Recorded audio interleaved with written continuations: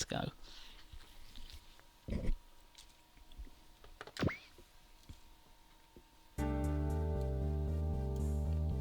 So here we are on the bridge of the Metcross Quarter.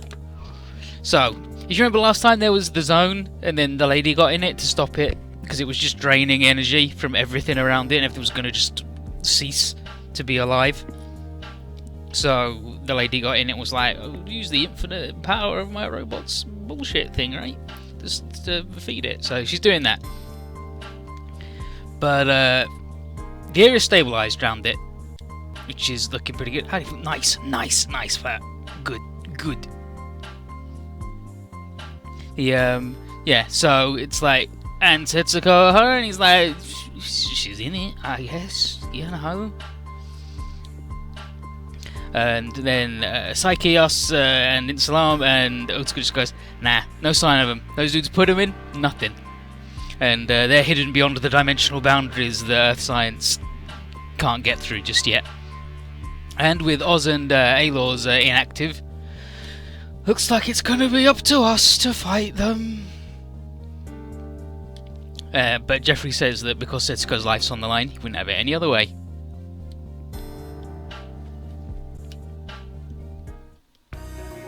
Then in the Ptolemaeus 2's hangar, here's Callan, and she's talking. It's like, Saiji, what are you doing out of your padded cell with the red harrow? She's like, because I'm working with Ian.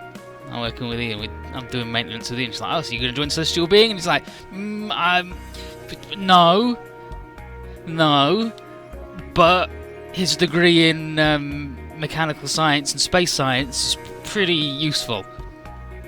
So, he's like going to help out. He doesn't like super believe in the Celestial Being's way of thinking, but he doesn't just want to sit in a room and not do anything to help the future happen. So, he's going to work on it. And then, and Callan's like, nice work, kid, nice work. And Setsuna and Crow are like, come a long way. He ain't so bad. Time has changed us all. And coin drop, was that Duo? And Duo's like, whoa, what the? But, jeez, this guy can hear coin drop at 1,000 paces. But he's like, what was that, Lock-On? You hear anything? And Lock-On's like, no, I didn't hear it. And he's like, come on. I heard a coin. And he's like, wow, he's fucking incredible, this dude.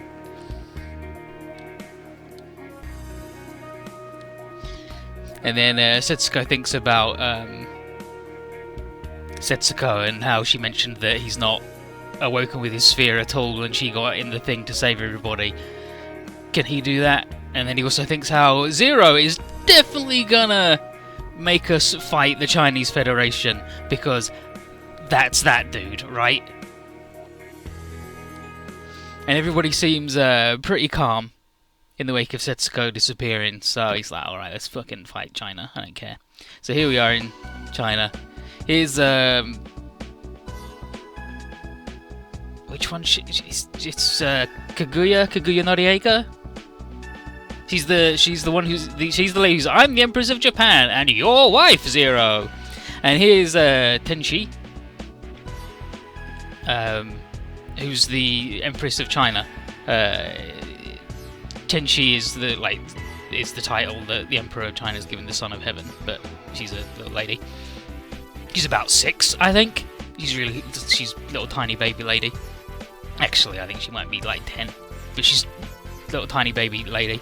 And here's Zero with her, and basically she's got no power. The high eunuchs control everything. She's just there on it. It's basically actual Chinese history for a long time ago in there. Zero says her name. Her name's Zhang Lihua. Is her actual name. Tenchi's her title, like I said. Zero, would you help?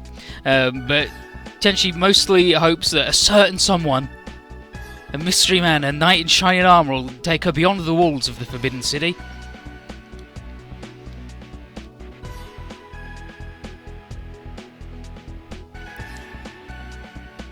And He's like, you'll have to wait and see. And now here's the head eunuch, Gao Hai, and he's coming in and he's like, Zero. He's like, oh, what are you doing here, Mr. High Eunuch? He's like, good news.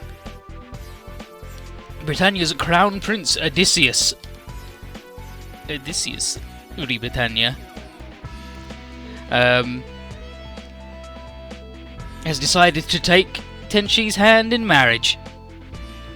But it's like, wait, Tenchi will marry a Britannian prince? And Zero's like, oh, fucking Britannia always ruining everything. But he can't believe that Britannia would attempt to co-opt an entire superpower in their battle against the Black Knights. And there's only one person in all Britannia devious and audacious enough to pull this one off. Wonder who it could be. Definitely not his ultimate shitlord brother. Elsewhere in China,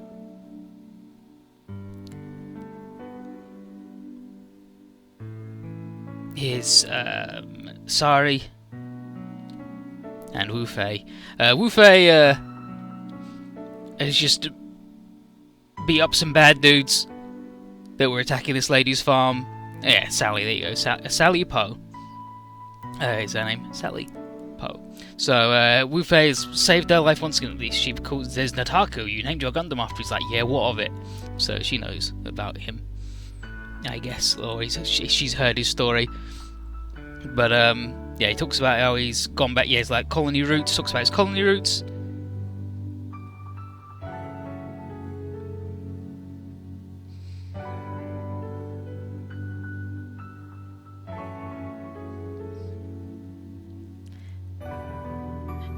What are you guys talking about? What are you talking about?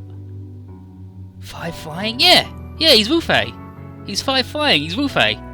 Everybody in Gundam Wing's named after a number. Hero, which is like first, then Duo, Troa, who's Twa, Quattro, Mr. Wu Fei, Zex.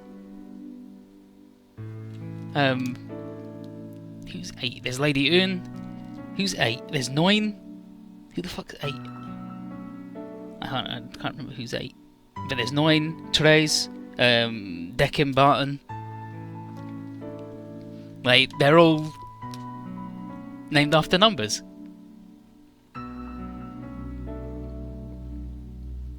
But yeah, his return to his colony's roots hasn't been a pleasant one. The ravages wrought by the High Eunuch's greed are everywhere. And he comes from Space China, so seeing regular China be shitty, he hates it. The guerrillas, including Sally, have been fighting an uphill battle to try and make change occur, but long odds.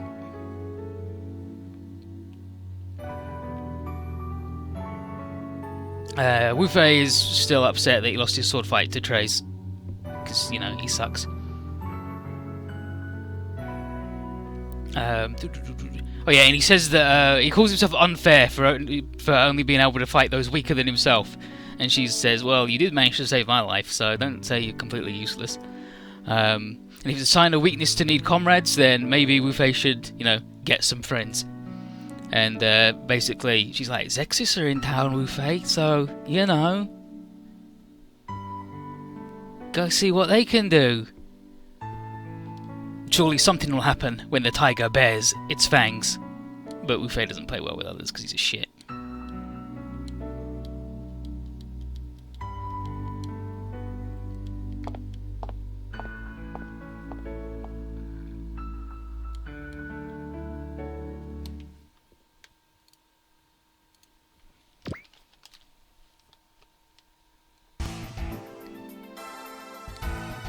And then aboard the Ptolemy, they're like, so, political marriage, don't know how I feel about that. Duo, not a fan.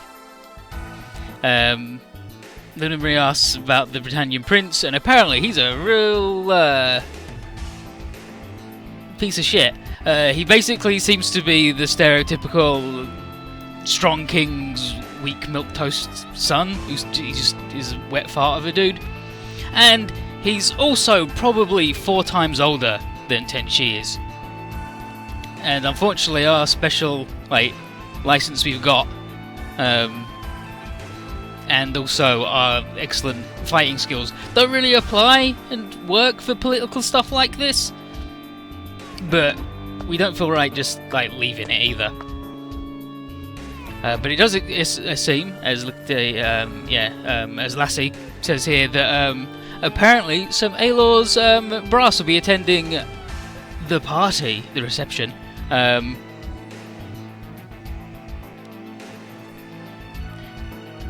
Like Aelor's, it's like, or rather, someone who controls Aelor's, according to Leo May's info. But we know that Leo May's been shit with ribbons. So T-Harry is like, man, when I met Regina, that was weird. Lassie, like, no, Lassie with no eye. So it's Lassie. So here at the zone, this is where T-Harry met Regina.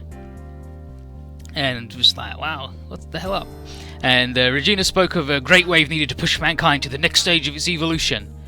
And it wouldn't be a pleasant process, and given that Celestial Being have done a lot of bad stuff, T-Harry wasn't really able to go. Yeah, but what you're doing's wrong on that one.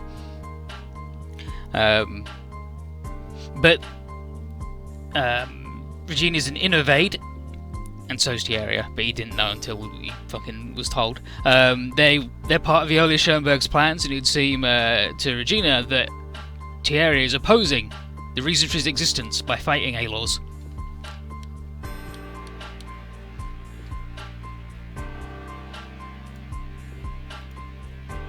So T-Aria's like, innovates. What's that about?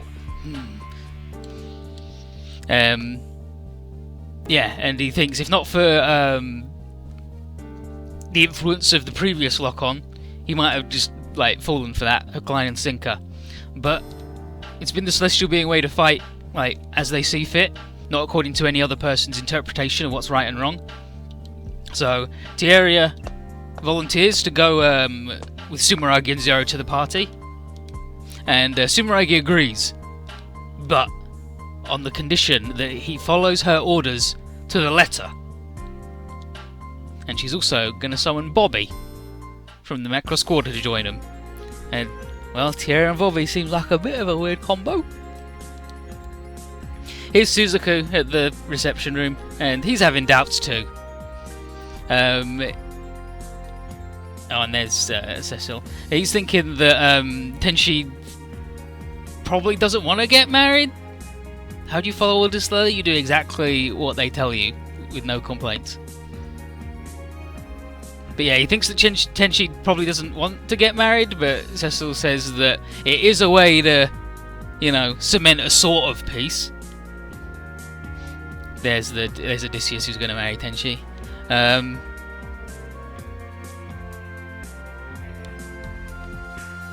These fucking shit eunuchs.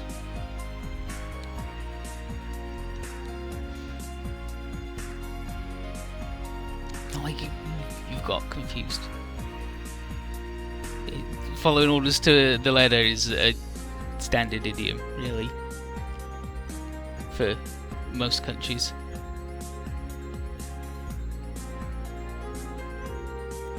But yeah, if it is a way to do a sort of peace, isn't it weird that 3 of the Knights of the Round are at the party? It's almost as if someone expects a fight. And several Zexis pilots are covertly waiting. Here's Shin, Luna Maria, and Chris like, shut up, Shin. You're meant to be a waiter. Straight up, a waiter. And they just got to keep serving drinks and keep an eye on Tenshi. And Callan says that she doesn't look like she's enjoying the party. She looks like she's about to burst into tears at any second. And here's T-Aria looking fucking gorgeous.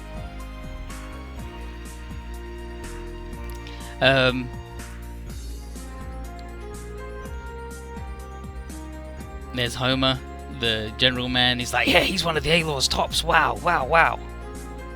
And he's just like, oh my god, that's T-Aria. And Gar's like, hell yeah, he looks just like a lady, right? And Gainer's like, he's so beautiful. And so he's like, Gainer, what the heck?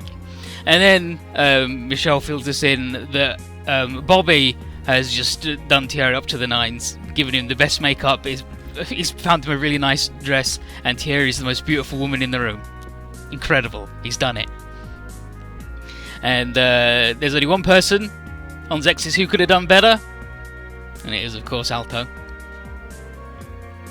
Crow, he's like, alright, who cares? Sure, you may be a pro at playing a woman, Alto, but come on. Enough. Callan, Zero. Well, Callan, what's Zero planning? What's going on? And she just goes, I don't know, he hasn't told me shit this time. But Ribbons Allmark comes in and introduces himself to Thierry. And Regina's voice is in Thierry's head and tells him that this is the real target.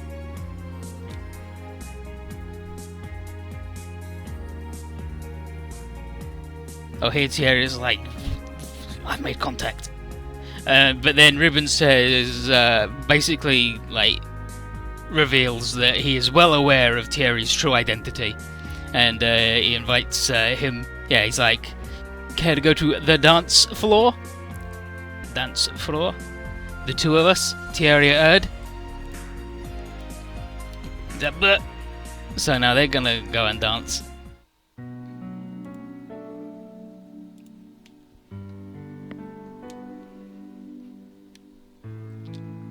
Outside, Setsunuru's ran into Louise, and she recognised him, and they both remember each other from their time at Area 11. He says he's in the area as a guard, and she says that a friend of hers summoned her to the party. And then Setsuna inwardly wonders if her presence here is connected to Aloy's, and she asks about the well-being of the kid that used to sit next to him in class. And he's like, Saji Crossroad? It's like, yeah, he says, I last, he's like, I last saw him working aboard a space colony. It's like, wow, really? Yeah, you're on a colony. Wow, he's in space. Incredible.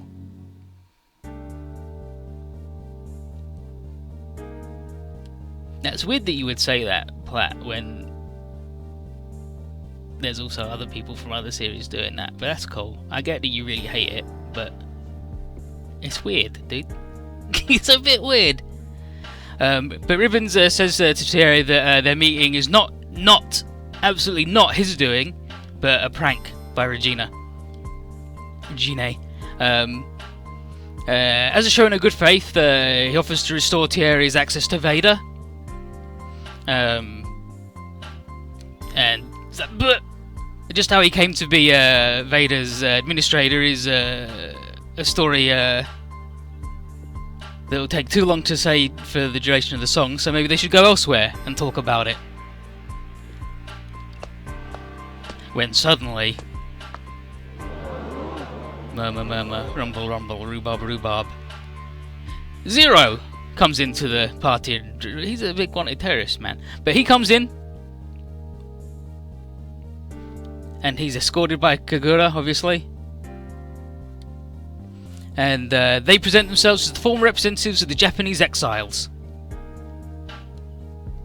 Zero. And Lloyd's like, wow, Suzuku, you can't do a fight here right now, Suzuku. It's a wedding after all, calm down, it's alright. And here's Shinka. Shinku is,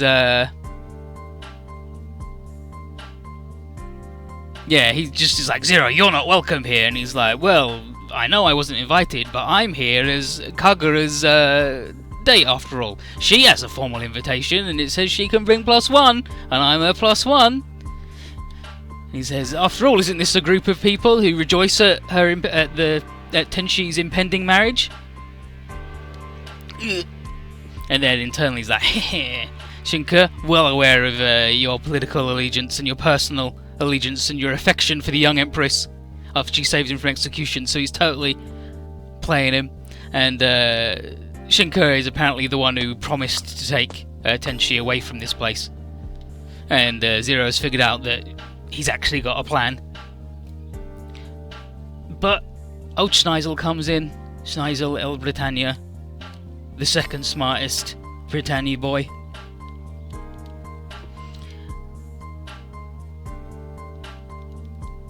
Yeah, so Schneisel comes up and suggests that Zero should engage in something a little less disruptive than grandstand in the foyer.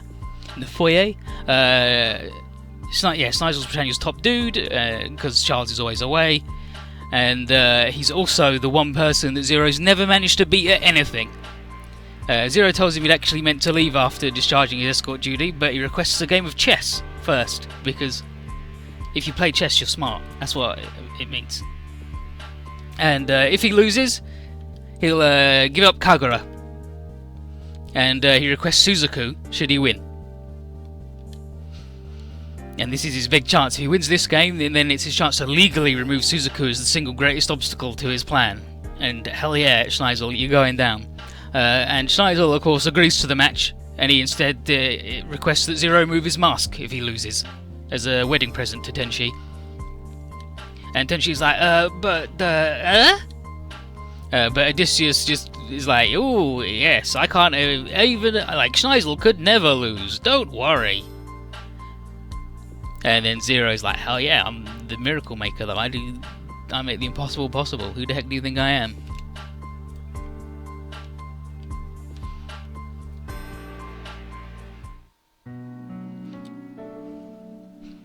So, as they start to do their chess nonsense, Setsun and Louise again. Louise is glad that Saji's living his dream, with the implication being that she is not.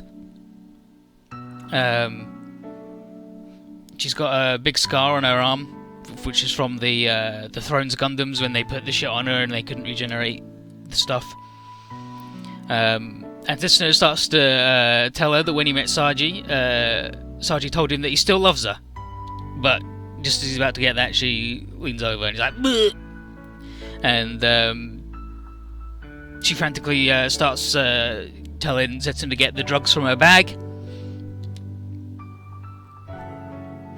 And then she says that Allmark gave her these pills, and they are, they seem to help whatever her friggin' problem is.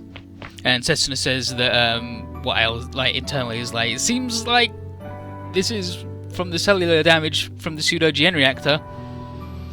And then Billy runs over and is like, yo, you alright? I heard you yelling and going and throwing up everywhere. And then he recognises Setsun as a celestial being, so Setsun fucking books it. And then Billy starts yelling for, he's like, give me Kujo back! Give me Kujo back! Which is Sumeragi's real name. Her real name is Lisa Kujo. And he wants to, and he's like desperate to believe that it's Setsuna's fault that Kujo thinks she's a spy. But before he can go, hey, what the hell? Big explosion. But before we get to the explosion, Tiara and Ribbon's little date. So in an antechamber, away from the riveting chess, Tiara's pretty sure he's talking to the man who withdrew his access to the trial system and seized control of all of the world's information streams, leaked details of the pseudo-GN drive to the Federation, and probably everything else that's ever happened that's bad recently, since the breaking. And he mostly wants to know why he did it, and Ribbons just says that celestial beings were, according to earlier's plans, supposed to be destroyed during the breaking. And Tiara's like, no way, dude, that's fucking stupid. My Gundam, my comrades, we've shown like how wrong you and your mates are. And Ribbons just is like, oh yes, your ridiculous your ridiculous attachment to Lock-On's memory. And then, Lock-On Stratos. And then he says that their little differences shouldn't be settled by a one-on-one brawl. The showdown should involve all of humanity, who, if China is any indication, are very easy to nudge into action. And then, explosion, because Ribbons is incredible. And Ribbons thinks that this is Zero's doing. And, he's glad that he's only controlling the game instead of being part of it. Zero, meanwhile, in the chess game, he's been trying real hard. They managed to get into a 3-4 repetition, which basically brings the match to a draw. It's not the best outcome that Zero could have hoped for, but with all eyes on him and Schneisel, conditions are still right for him to do his main gambit. All he needs is an opening. Schneisel has another idea though, and he deliberately moves his king into check. It's like, what's he doing?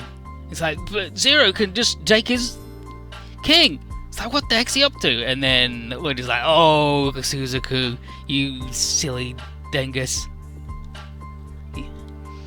Basically, the ploy is, will Zero take it to accept victory, even though he wouldn't have earned it? Schneisel just would have given it to him. And seeing him hesitate, Schneisel tells him that the Emperor would have taken his king without hesitation, and he now has proof that Zero is the sort of man that his friend Trey's said he was. Can't even see anything. And then more interruptions, and someone else has broken in, and it's fucking Wu Fei. He's kicked down the door, and he's fucking waving around the sword. The Chinese guards are shitting themselves, the soldiers, and he tells Zero that his adversaries are coming later. And then he turns to Tenshi, and he says that her husband, to-be, ran off at the first sign of trouble. Wu Fei asks if she really wants to pledge herself eternally to a coward like that.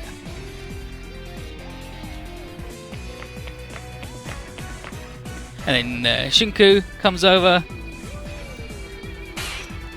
Like, get away from Tenshi, you jerk. Tries to cut him in half. But Wu Fei's got a sword too. He's got like the Blue Dragon Blade or some shit. And then Zero's like, wow, this is my chance. These two fucking idiots. Why did Wu Fei just busting in doing a sword fight? He's like, fuck the wedding. But most unexpected, but the timing's perfect. And then he yells for Gao Hai to let the Black Knights in. It's like, ah, yes, Zero. All the Black Knights come in. Oh ho ho. And then Shinku calls him a dirty ball as fuck. Kills him. It's like, you're a dang dirty traitor, because he hasn't realised that he'd been brain controlled. And then Wu Fei yells to Shinku and says that this is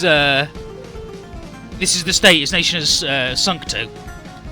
Goddamn eunuchs betraying everyone all the time, again, constantly, non-stop. But the question is, what does Shinku stand for?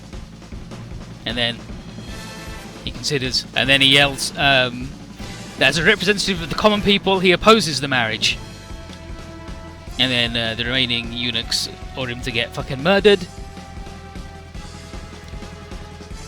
And then he's like, yes, excellent, please, fucking murder me. His death will trigger other right-thinking people into revolution. And this is the best he can do to keep his promise to take Tenshi outside. But then... And she's like, please, I love you a lot. Shinka, Shinka, Shinka! And then Zero's like, hey, check this out. How's Shuai, how you doing? But Zero's like, hey, Wu Fei, Shinka, much like you, I also came to break up the marriage. The difference is that I'm gonna abduct her, alright?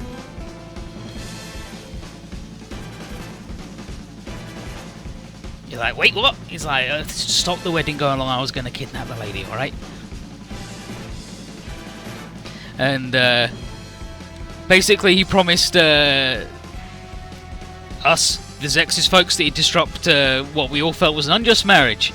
And the second half of his promise was to root out the evil that was infesting China, but he's mostly just kidnapping a child right now. But everyone was like, well, I mean,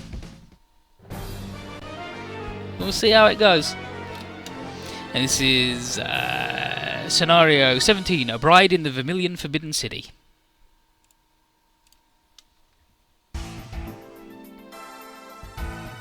And then just gonna watch all the good boys.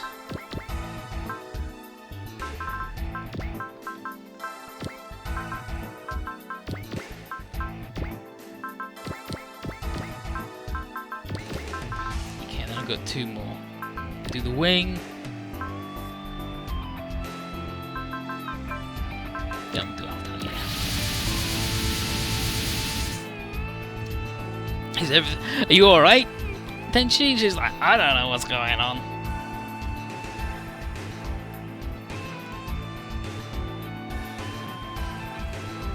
But yeah, basically, he promised that he'd break up the wedding, that he'd stop the unjust marriage from happening because we decided it was unjust, and then also sort out China. He's done the first half. We don't know how he's going to do the second, but all the commanders trust Zero, and we just hope that Tenshi's not too rattled by, you know, getting kidnapped.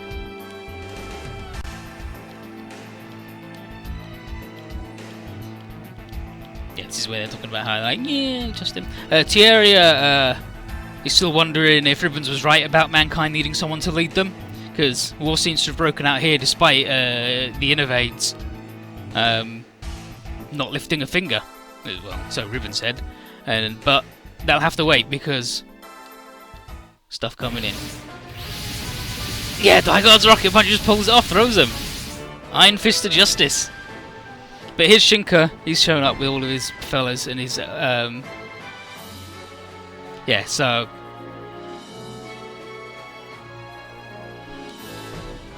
he's shown up with some fellas, and the High Eunuchs here basically are saying to Shinka that all of his fellow co-conspirators have been rounded up by loyalist troops, and if he wants to save any of them, then he has to kill Zero. Rakshata recognizes his mech, which is the Shen Hu. And it's basically a sibling to the Gurren, which is Callan's robot, and pretty much the deal with it is that its specs are way too high for any pilot to actually control, which obviously means that Shinko's incredible. Zero then calls, he's then like, Shinko, withdraw your support for the eunuchs. And then Wu Fei shows up, is like, Zero, you're no better, you shit. I'm like, oh, fucking this dude. And then Crow and Akagi tell Wu Fei that while they've got their doubts about Zero, the whole team has decided to bet on whatever he's got planned. And if Zero does betray them, then that's when they'll strike him. And Wu Fei's like, yeah, well, I guess that's alright, but my time for fighting Zero is now. I'm like, oh, jeez, fuck me. Shinka orders the troops forward, and he tells Zero that he's got his own reasons for not withdrawing. And all of his fellas get excited, and we're like, wow, this dude, he's out of control. And, but Wu Fei, upon seeing Shinka side with the eunuchs, Wu Fei's like, you're also my enemy, Shinka. And now he's just gonna have a big fight. And the SR point for this is fuck Wu Fei. The SR point for this stage is defeat 12 or more enemy units, and then defeat Shenhu and prevent Wu Fei from getting more than 2 enemy kills. So you just gotta deny this dude from getting anything because he sucks. Pure trash. But how's everybody doing? How's everybody doing? Oh.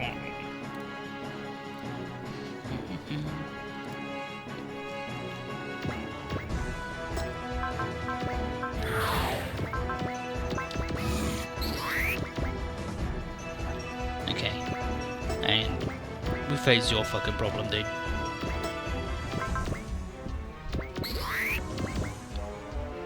I'm not eating muffins, I'm eating friggin' chocolate buttons.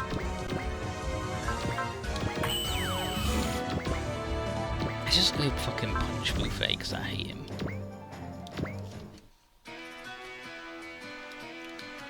Wu Fei, I think he's listing off the names of the eunuchs and yelling, hooting and hollering. Classic Wu Fei, yelling shit pointlessly. Do I have to put the buttons on him? No, ridiculous. Ridiculous.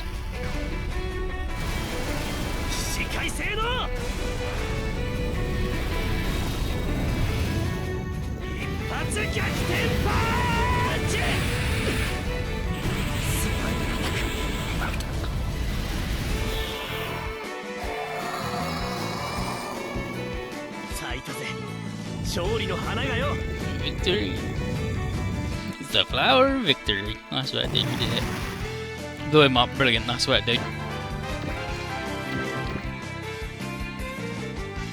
Nah, not yet! And then he regenerates.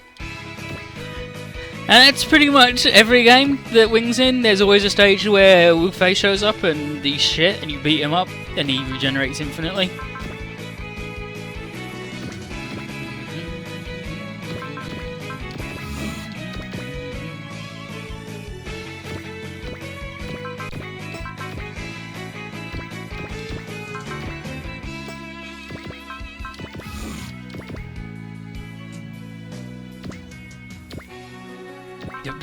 No, do pursue him because he sucks. He's too easy. He's too easy to get all that free XP and shit.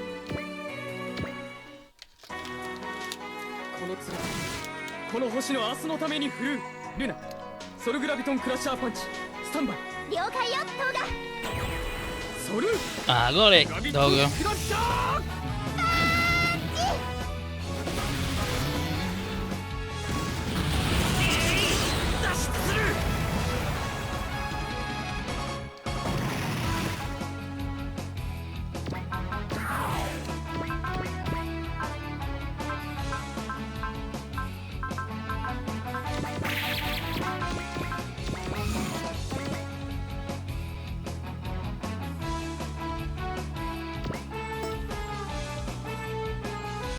Go ahead and beat up these dudes.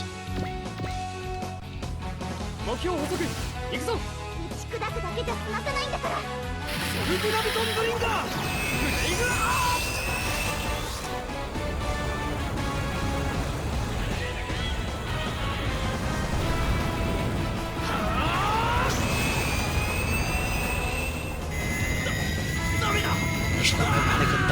I recommend next? I don't know. What bits did you like of those? That's the power of drill.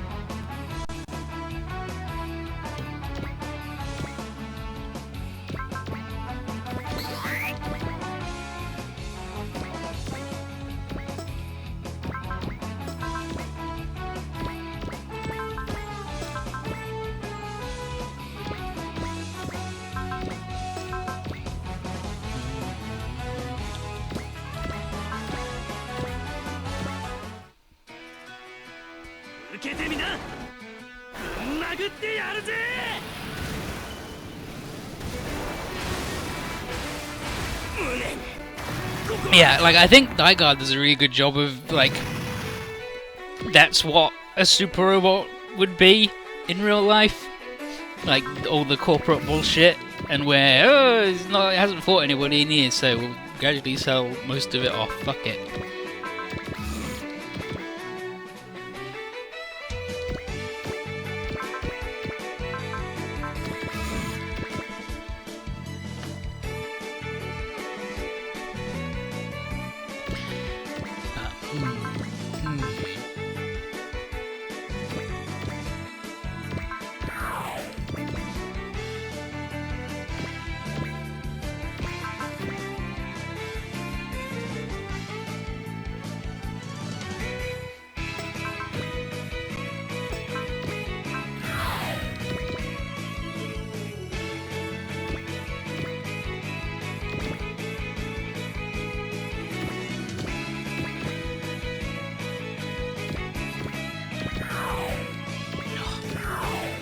Can't move that boat, not allowed. No, you can just watch the TV series of Invesco, you don't have to watch the movie. And that's fine. I think that could be a good next one. And here's Shinka thinking about Tenchi's like, Tenchi, I will do my promise, and you got out the walls, I guess, but now I'm fucked. What about the Black Knights? And he was of course voiced by Hiro Nasuke Masaki's Hikaru Midorikawa.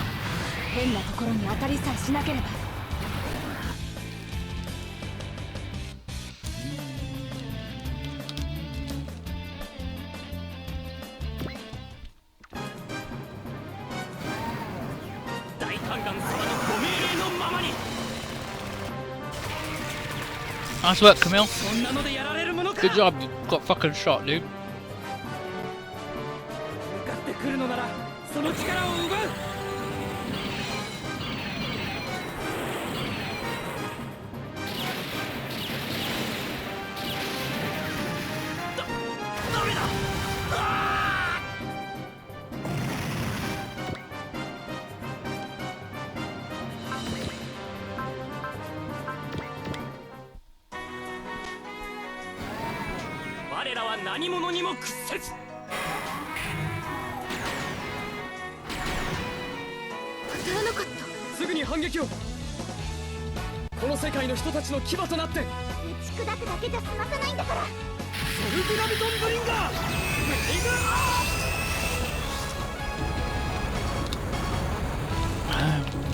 You should watch Gundam 0080 War in the Pocket.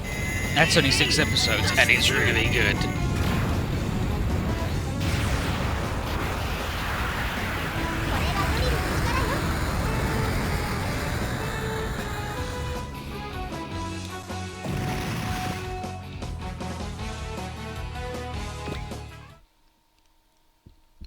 Gundam 0080.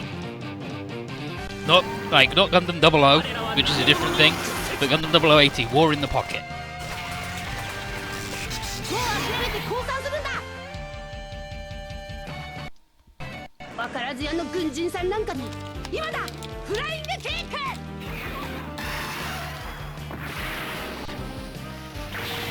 He's a soldier who's got to fight, so give him a fight.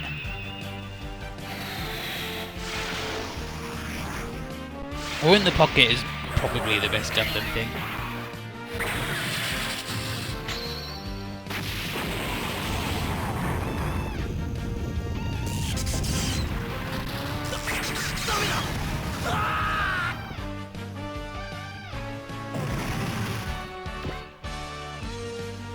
No, 8th MS team is the one with the gorillas. She loves drills! Shoot her out in the drill and then she gets the kill and winks and goes, that's the power of a drill, but she ends it with the yo suffix. Because she really means it, she's telling you, emphatically, that that is the power of a drill, shithead. Yeah. Whatever they were both gay, I'm sorry to tell you this, but 8th MS team's actually not very good.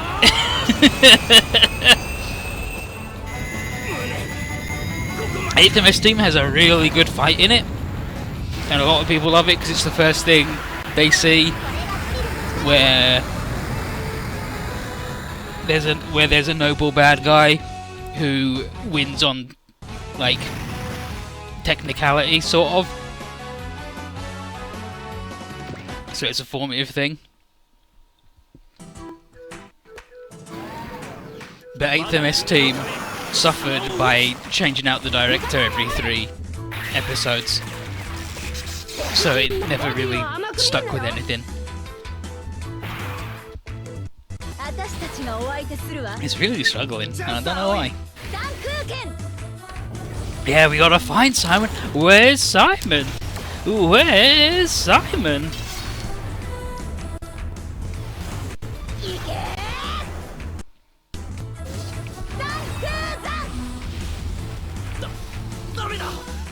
Other than in the Dark Continent where nobody can get to.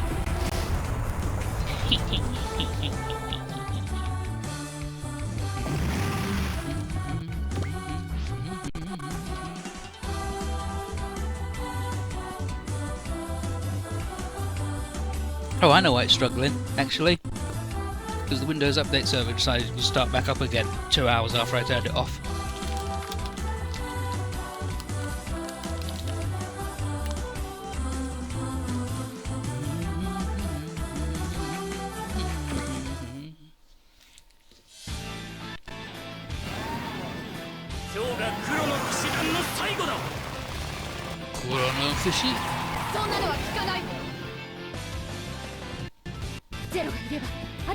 Yeah, still struggling though, which is weird.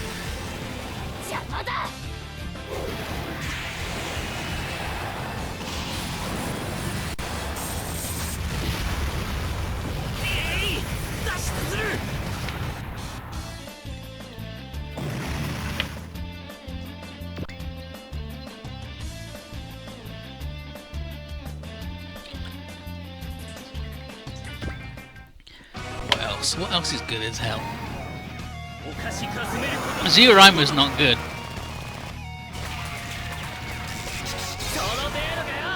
But it's six episodes of the stupidest shit you've ever seen.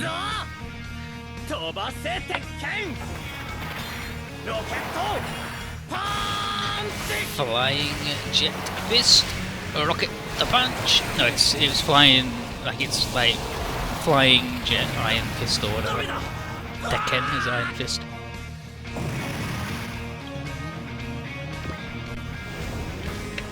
And Cougar's ready to fuck.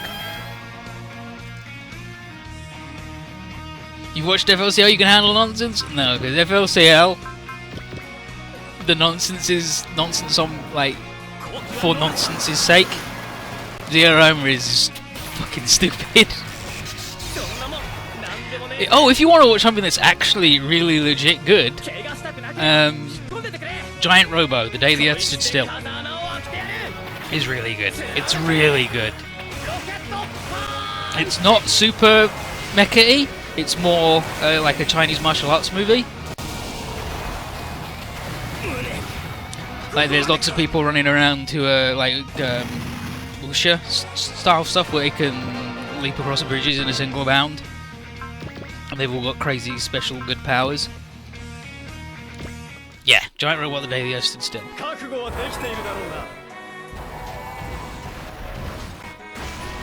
And that's really good. And the twist is really good as well. Like the twist is good. All of it's good.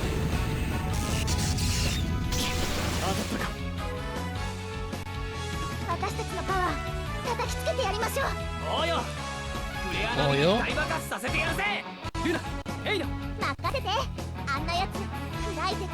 It's 6 or 7 episodes, and they're like 45 minutes to an hour long. The double driller! The double driller!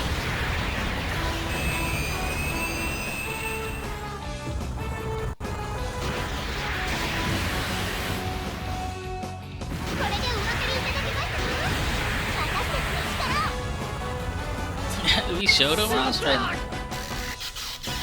And the Giant Robo is also interesting because, like, as a work, it's by a man who loves the idea of like artificial actors. So everybody in it pretty much has been somebody in something else that he's made.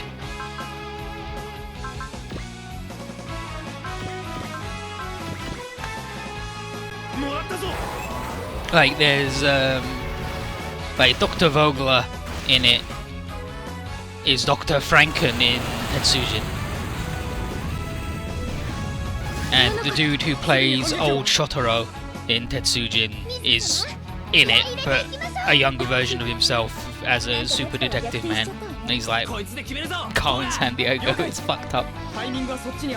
But like he's super in love with the idea of artificial actors, and he's like, these people are actors that I've made. Sort of like the dude who did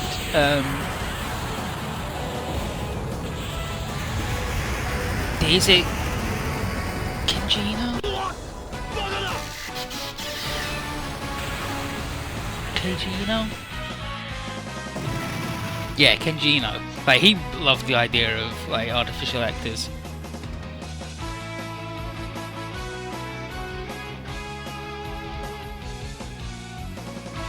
Like he did D&D too, and that's just it's Laura.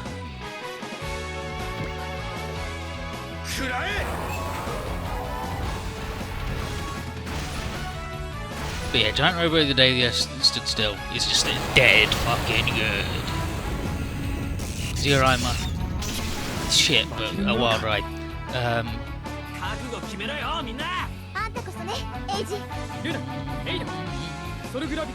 And the twist in that is a masterpiece. So you can watch both of them for the incredible twists and go and see one that's actually really good and one that's just where you just go, oh, what? Alright, sure, didn't know that was an option.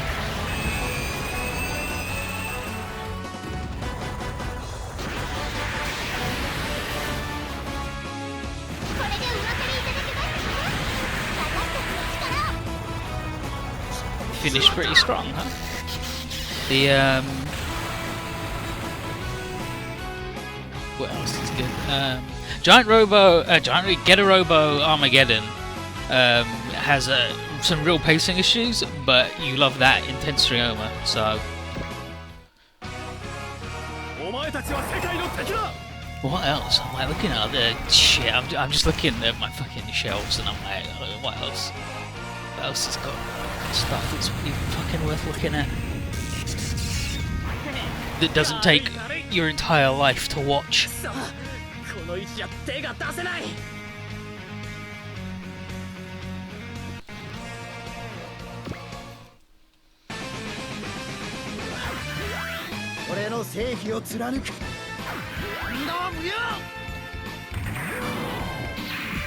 Oh, I mean, there's always Gunbuster as well, but Gunbuster's the best anime, and if you step to me and have a different opinion, then I'm sorry, you're wrong.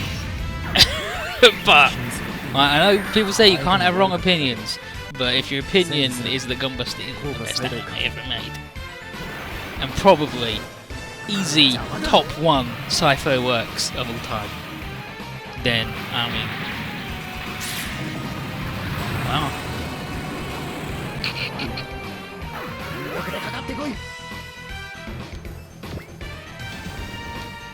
Ufei's mad as fuck about something. How many dudes have I murdered now? 15, and I had to get 12, right?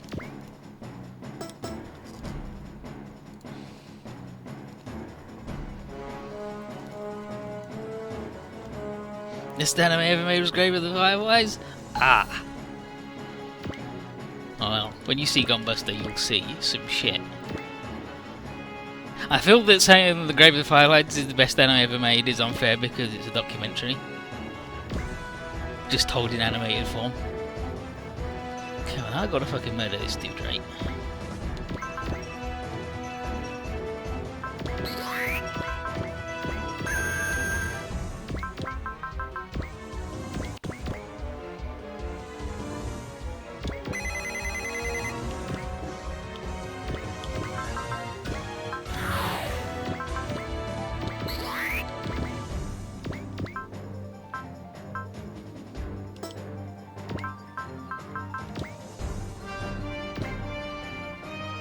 Oh, he's just gonna support himself anyway? Oh, do the big gun then, dude.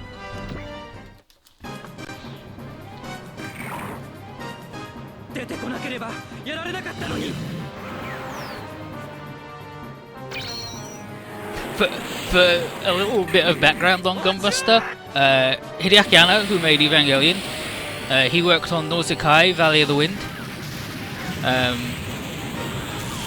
Ghibli, the people who did Grave of the Fireflies, and Miyazaki loved his work and went, Hideaki Anno, I know I've got 2 sons, but I would like you to take over the business of Studio Ghibli. Please. Take over for me. And then Hideaki Anno went, I've got the script for Gunbuster, I can't, I gotta make it. And he showed him the script and Miyazaki went, damn dude. Go with my blessing, this is going to be some good shit.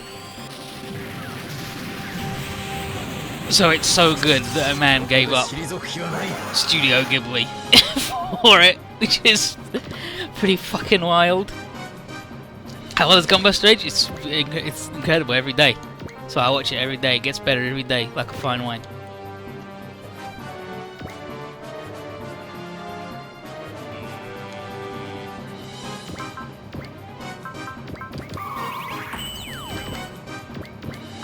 Let's high five this man.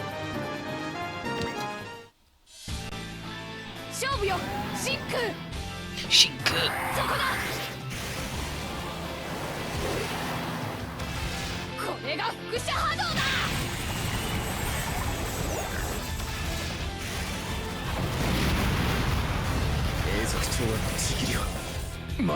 It's also like only 2 hours as well. It's 6:21 episodes. Fucking Shinka's big face cutting, big dreamy high school student man photos. And then there's a sequel, Diebuster, which was made by a dude who apparently didn't get the first one, so I don't like it's good. It's still good. It's just not good when it keeps trying to compare itself to a superior product, and you're like, man, it's doing that thing that was in the other one, but done better. Fuck.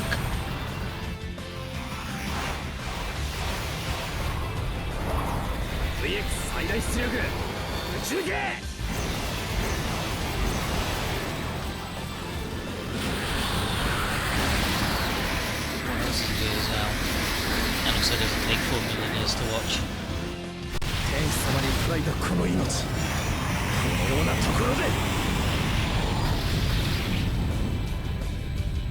Jinko holding on because he's fucking good apparently. He is a good dog. Look at this shit. Exclusive katana.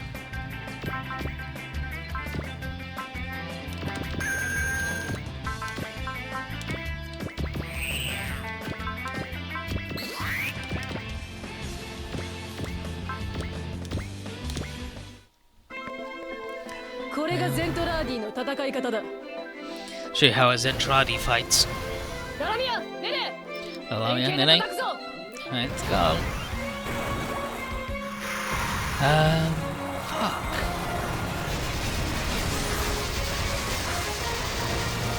これだけの砲撃から逃れられるか。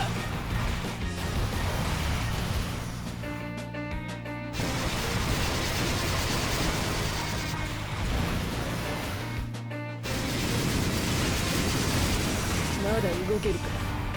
それならば。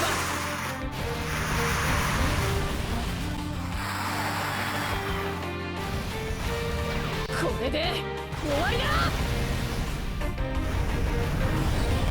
これがゼントラの戦い方だ。 Sucks. 体さえ。いや、言うまい。それは。I'll.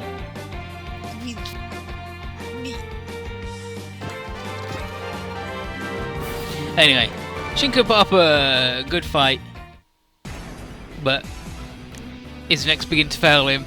So Zero acknowledges Shinko as an intellectual peer and a comparably skilled warrior to Suzuku.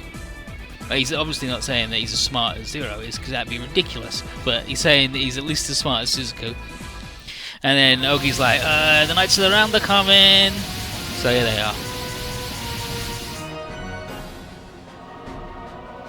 And they've got a big ship in the middle. Well, it's nicer than a big battleship. And here's the High Eunuchs in their battleship, the Shendu? What is it? The Dalongdan. It's just a big fucking pyramid. And so now they just shoot at Zero's battleship because they're jerks.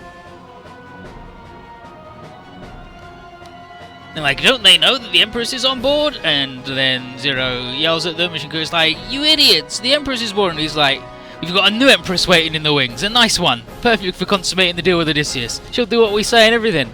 So Shinko's like, Kisama.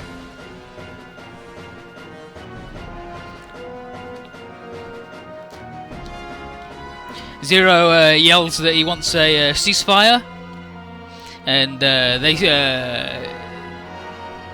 sneer that the Emperorship is just a governmental system, and their influence is secure even if a different system, such as Britannian rule, is destined to overtake the people. And they basically say that the people are worse than toilet paper farts. And we're like, these fucking guys, one, they got no balls because they're eunuchs, and two, they got no fucking balls. So we're all mad as hell, and Wu Fei is also mad as hell. And it was like, how dare you show such a blatant and flagrant disregard for human life. And they're like, ho ho ho ho ho, ho ho ho ho ho ho ho ho. And then, Kisama! So, Zero says, noble obligation. Have you heard of noblesse oblige before? Of ruler towards the ruled? And then Tenshi runs out to the flight deck and is like, everybody, please, stop fighting! Stop! And then the eunuch's like, oh, perfect. Fire on the little girl. Ufei and Shinku step in to block it and defend her. I'm like, wow, these two jokers working together, tiger and dragon, brilliant. And then we all get in the way too.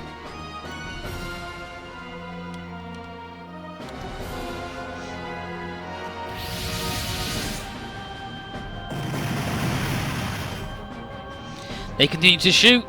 Don't know if we got the stuff to hold on to keep the flagship from murdering everybody, but Shinko pleads to anyone to do what he can and protect the Empress, and then here's Zero. He's mysterious, can't tell it's Zero yet. He's like, I'll do it. And he flies out in the best robot in the game.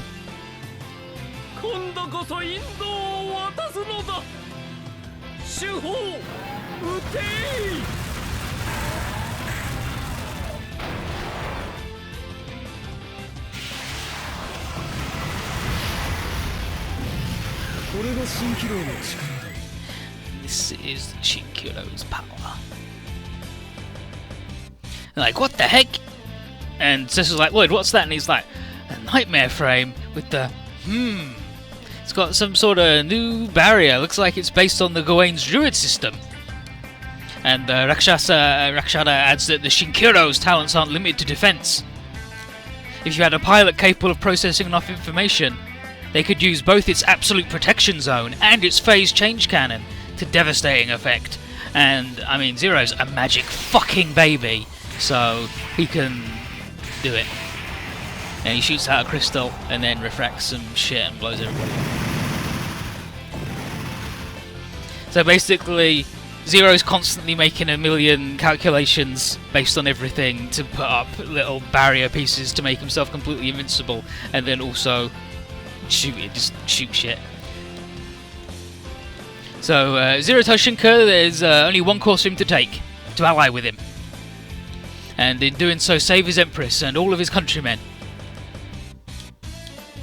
Ufei says that it'll take more than Zero's fancy mech to do that, and then Zero says one day these morons will learn the difference between tactics and strategy. Meanwhile, reports are coming in of a nationwide revolt, and the real-time broadcast of the battle that we've been doing has just sparked off. China is all fucked up now. And Shinko is stunned that Zero both foresaw the eunuch's bullshit and his own coup he was sorting out, and turned them all to his own advantage. And Ufei is like, Salibo, I don't like being manipulated, but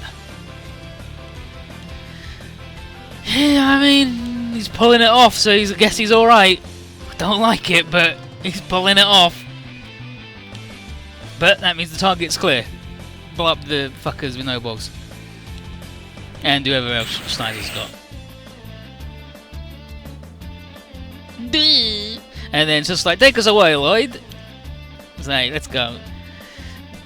Delay Zexis for us to leave. Yes, Your Highness. And he's like, do it. Knight of one. What? Like once? But whatever he says. He says, yeah. Yeah, he's like, go, Knights of. Good luck, the Knights of the Round. Suzuki, you're staying to fight us. Fuck. It's like, yeah, we do it. Let's go. We're gonna save the princess. It's good. Everyone's real excited.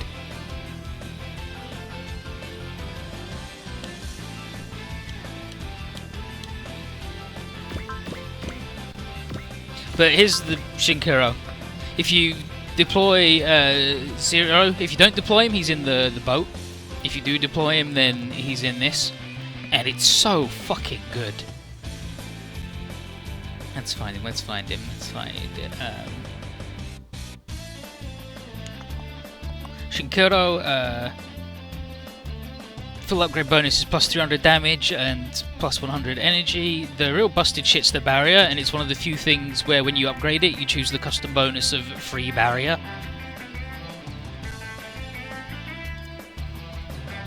Because then he's actually invincible. Absolute defense system, cancels damage below 4,000. Activates 110 will, costs 30 energy per use, which is really expensive.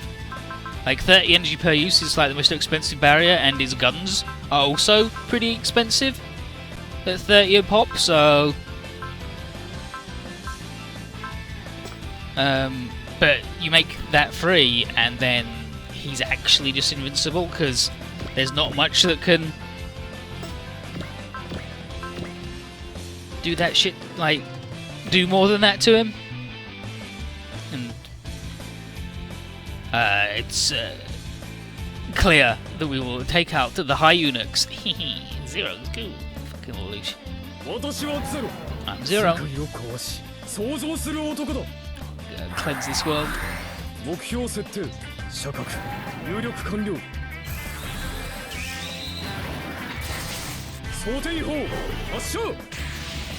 Base change cannon. Fire.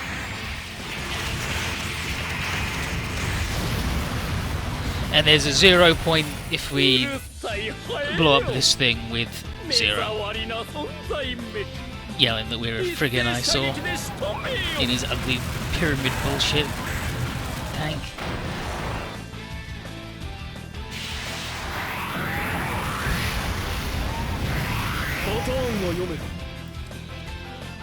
So your pattern coming, dude.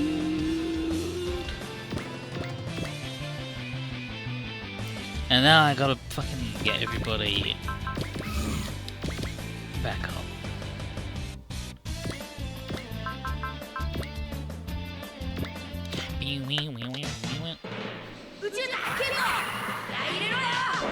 Tuna Gecko, let's get him! And Jalpa's good!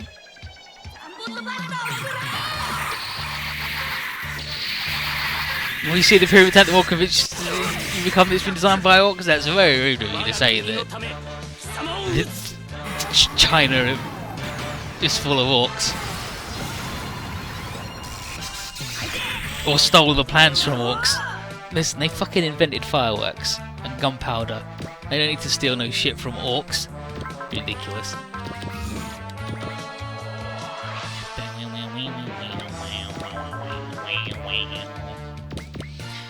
I'm trying to think what else is good shit.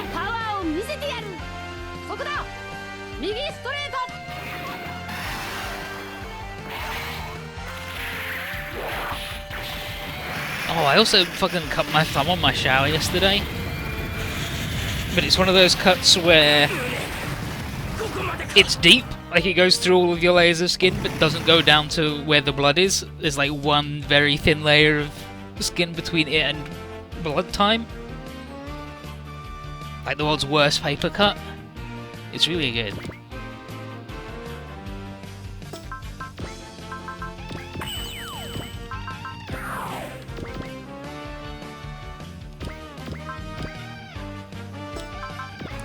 Punch that thing.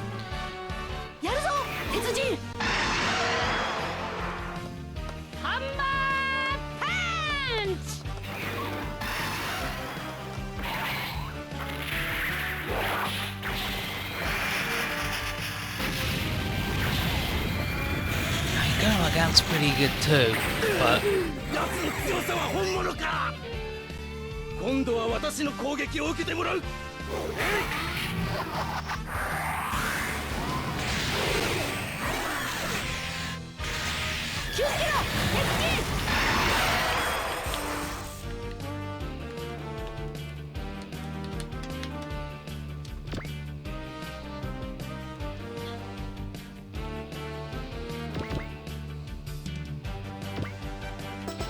she needs to focus like every turn because she's just fucking garbage.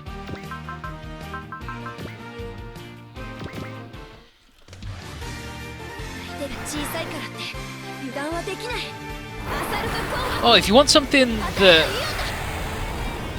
has some neat boss fights in it and some pretty good music, but should have ended like at the halfway point and just stuck with that ending instead of doing more shit, no, Zero. That's, I think it's 2 runs of 12. Right, there's the first half, and then there was a little break, and then there was the second half. And here's like 2 little mini-series.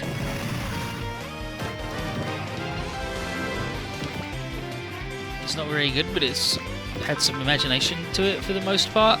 And I don't know if the ending is meant to be happy or fucked up on purpose, because it's pretty fucked up. Like when you consider everything in the ending.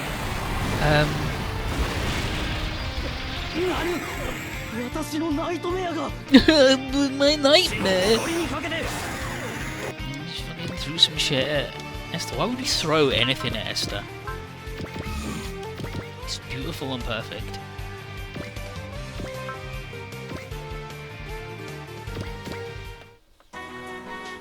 この世界の人たちの牙となって。そうだ、ソルグラビトンクラッシャーパンチで行くわ。任せて、ルナ。ソルグラビトンクラッシャーパンチ。脱出する。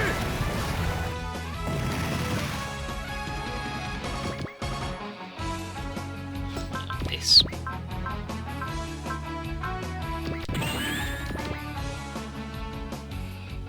Look at all these band-aids, and I want to get all of them. 攻撃を開始する。ルナ、ソルグラビトンブリンガー、スタンバイ。了解。ソルグラビトンブリンガー、フレームアップ。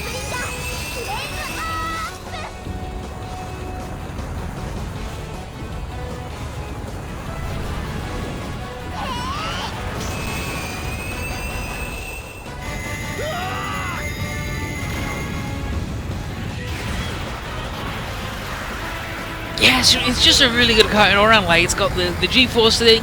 The seat's way too fucking big for her. She's a tiny lady in a big robot, way out of her depth.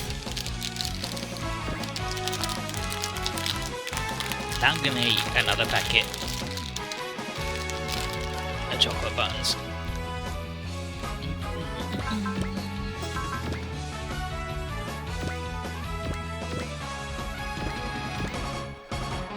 こちらフェイ、これより攻撃を開始する。グラビティラーク。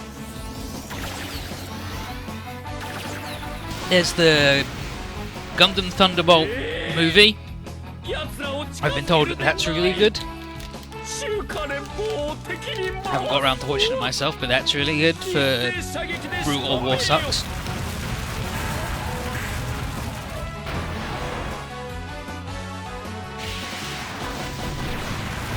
And came out like last year as well for something a touch more modern.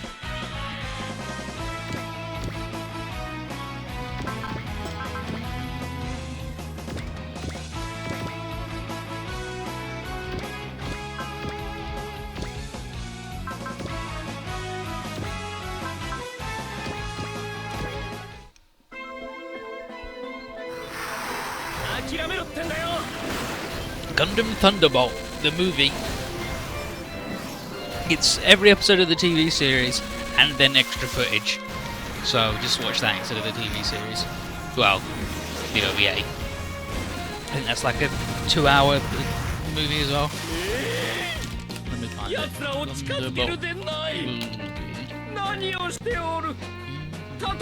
movie.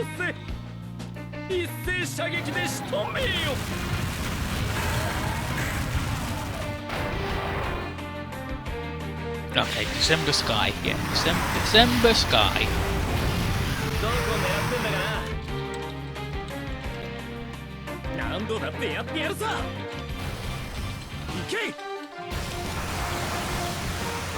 There you go.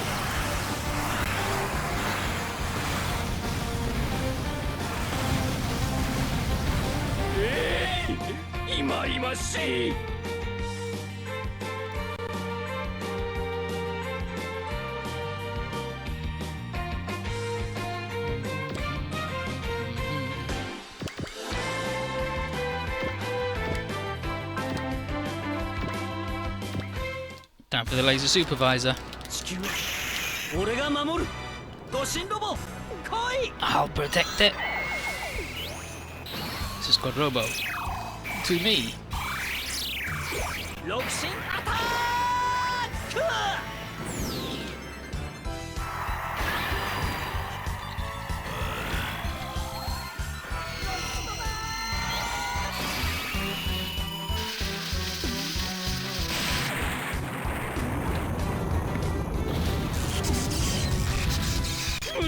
やめまだ抵抗を続けるか何をしておる叩き落とせ敵を一掃せよ This will be our Genesis. 読め敵の攻撃が読めるぞ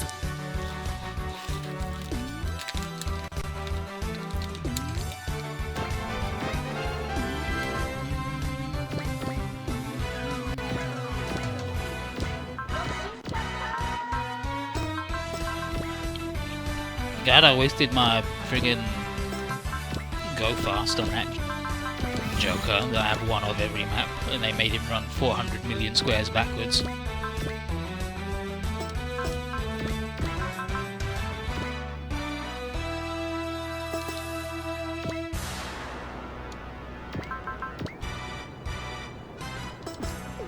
I want to blow up everybody else first before I blow up that man, because I don't want the stage to end, and I'm worried that the stage will end when I blow up the long Dan.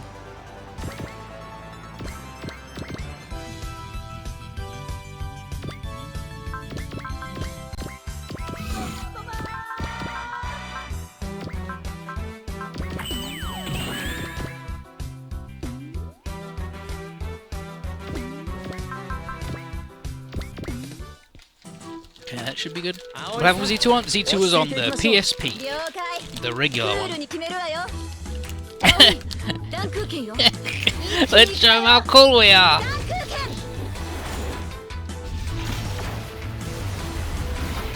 ケン Fucking owie.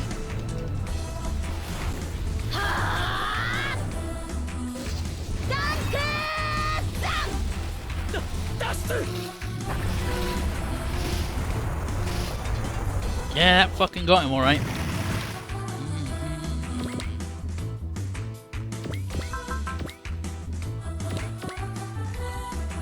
怪我したくなかったら下がりなさいよチャンスだ青いダンクーケン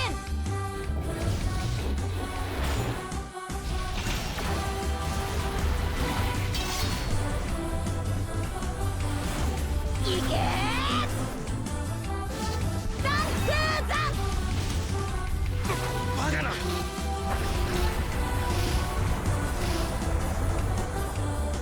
Oh, okay.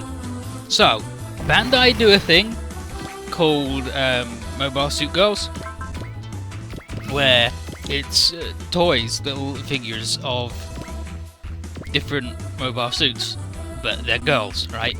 Like, you've pretty much figured it out. Okay, if you got that much, you got it.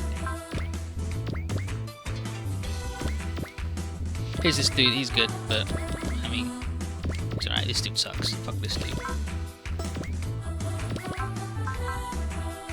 Okay, yeah, but he always counters though, that's pretty good.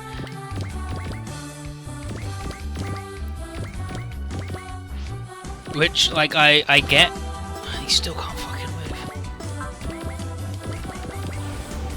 Which I, like, get as a product, I understand.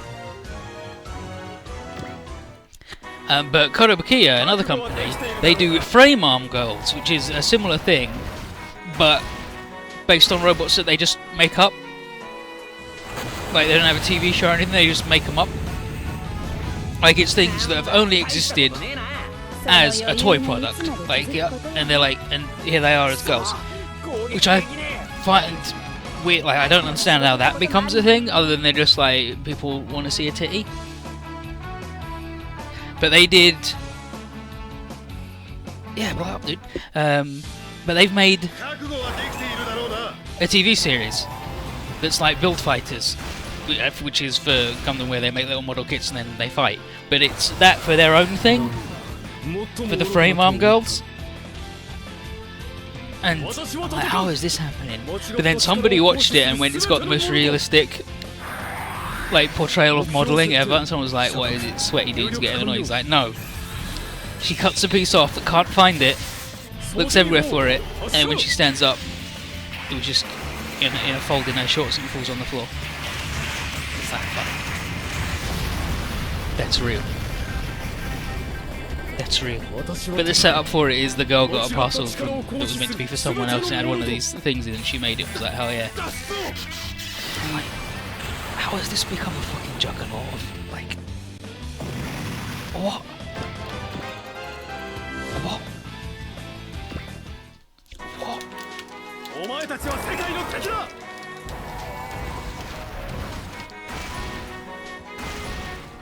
I only know one person who likes them, and it's a lady who thinks they're cute, so maybe they're not for me. その余裕がいつまで続くことやな。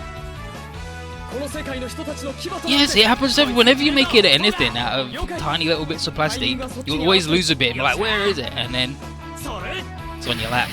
And you'll stand up and it'll fall down. And you're like, oh.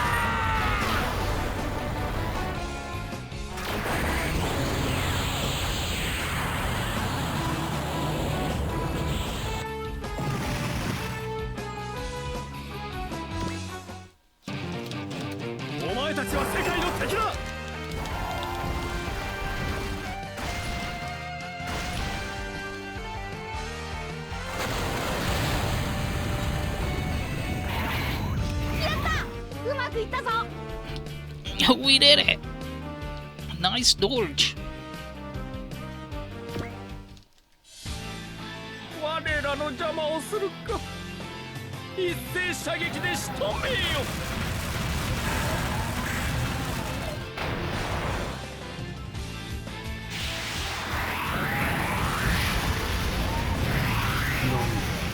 最も愚かな手を打った。私は悪をなして恐怖を打つ。攻撃範囲設定。すべて我が手の内。 This fucking loser. He's made his baby robot. And behold!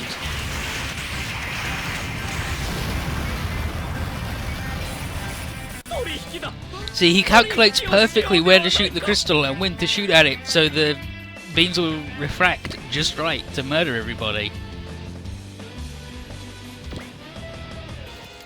Because he's a fucking genius, alright? I will get you, Zero.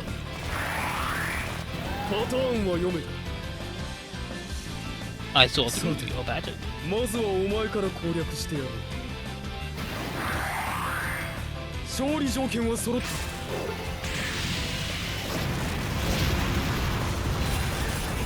限界だ。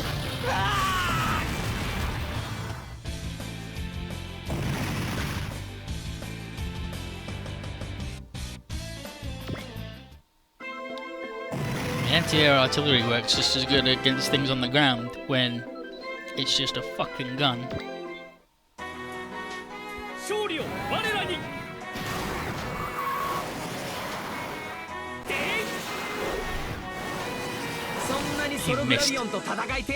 He missed.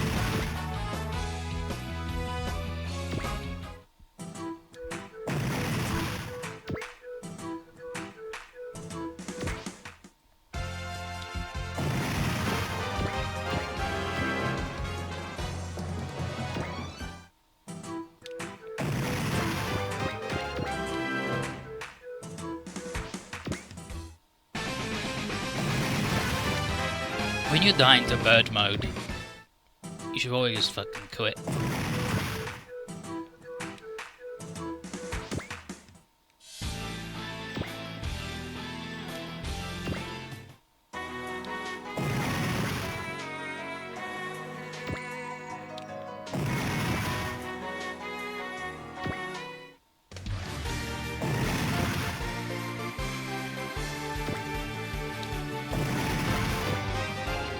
Esther.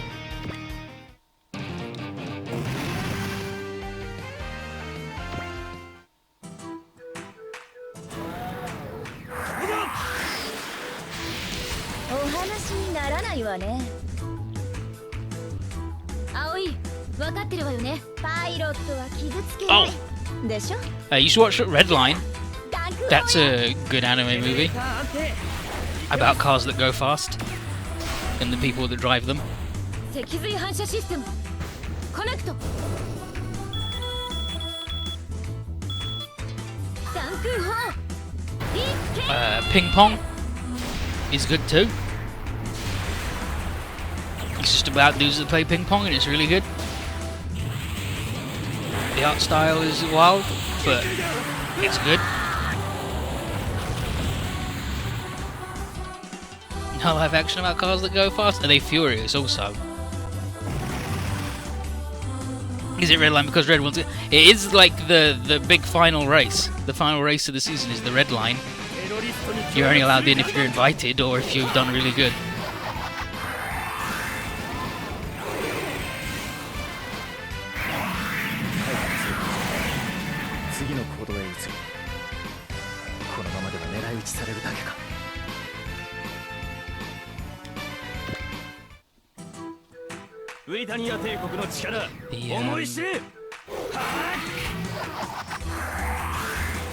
Initially, not about cars that go fast.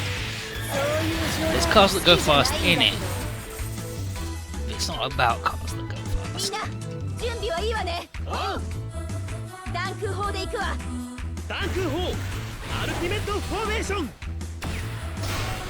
The only thing you need to know about Red Line is the lady's nickname is the Cherry Boy Hunter, and the Cherry Boy is a dude who's a virgin. And a Cherry Boy Hunter is obviously a woman, an older woman who likes to take men's virginities. That's all you need to know. Maximum evolution.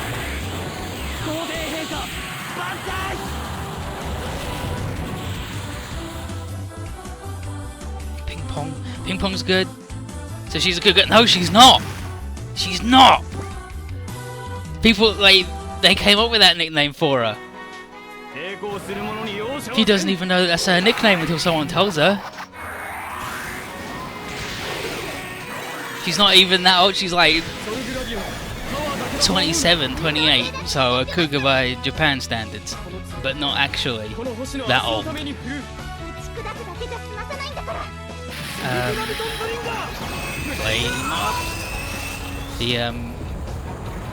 Yeah, ping pong is good, wild. Mononoke, it's a TV series, not the movie Princess Mononoke. That's also alright. But Mononoke, the TV series, that's good and gorgeous. Really are.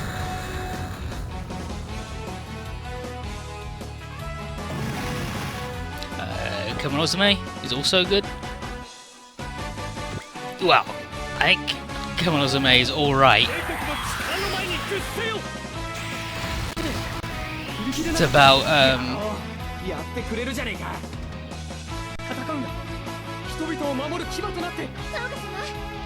it's star-crossed lovers. One of them is a dude who slays monsters, and the other one, the lady, is a monster. And they have to eat human meat to live.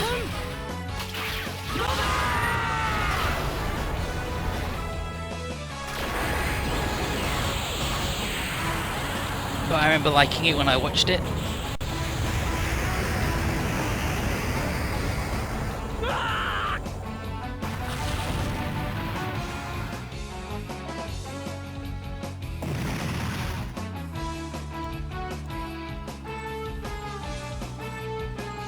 Yeah, ping pong.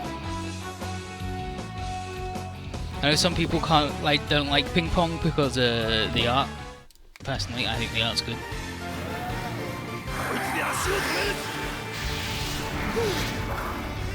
It certainly has a rougher quality to it.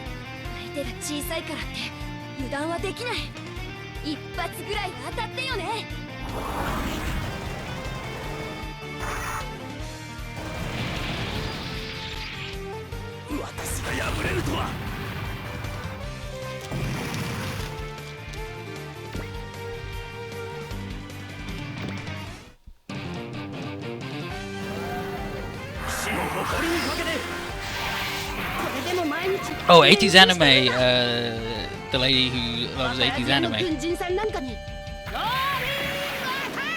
Rolling attack.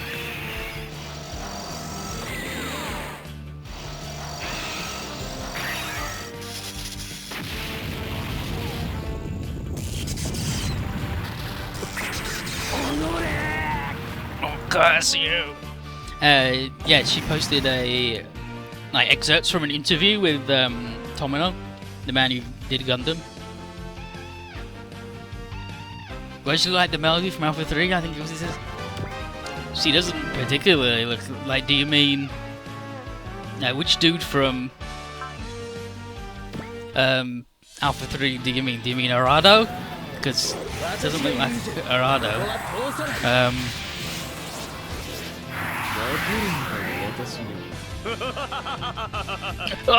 Fucking Zero.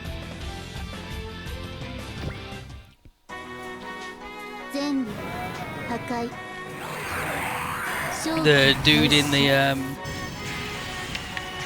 the kick robots doesn't look like him either, really. ひとまず助かったみたいね I can't think of anybody that looks ここ like で食い her. 止める行くよエイジよっしゃ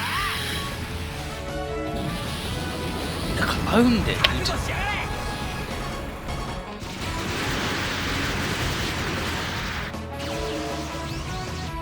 I don't think she particularly looks like that dude either. She's got light hair, and that's pretty much it, really.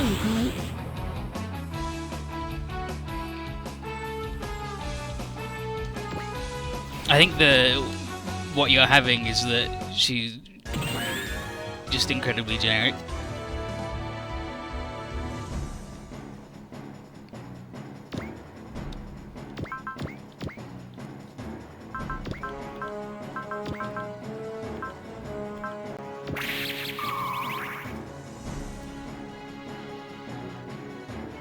Yeah, she doesn't really look like that dude.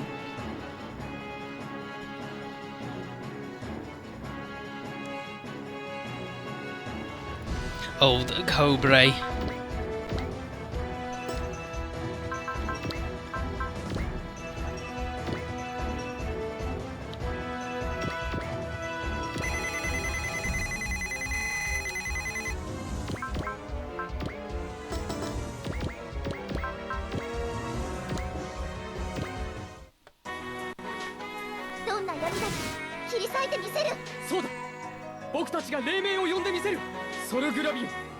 But yeah, 80s Animation posted excerpts from an interview with Tomino, the man who did Gundam and loads of other stuff, and it's by it was organised by Hideaki Anno, and it's just him interviewing Tomino and loads of other people about Gundam and Char's counterattack. And it was at the time when he was making Victory. Well, let me tell you, Tomino was in a fucking wild place when he did that, and by wild I mean fucking bad. Like, the shit he says is ridiculous. And like, there are some things that are like deep within. There are some nuggets. Like, he's making a good point, but he articulates them in the grossest way possible.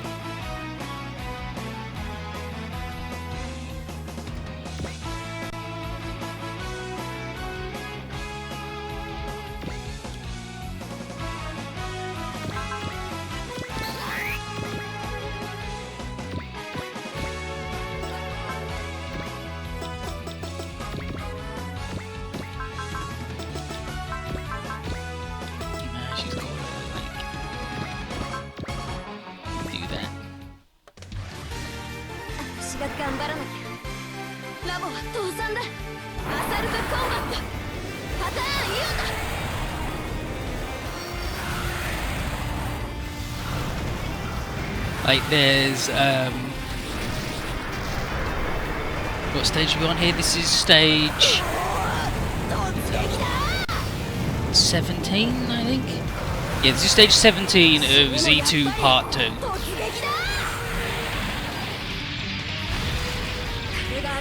Yeah, like, there's a bit where he talks about Nanai and how he and he talks about fleshiness, and you're like, yeah, he does have like, his characters do have a fleshiness, and he does like have a way of like the way his characters act. You do get Like he has, yeah, like Tomino has a way of implying characters are doing it without actually saying they're doing it. Bitch, she couldn't even fucking kill that man.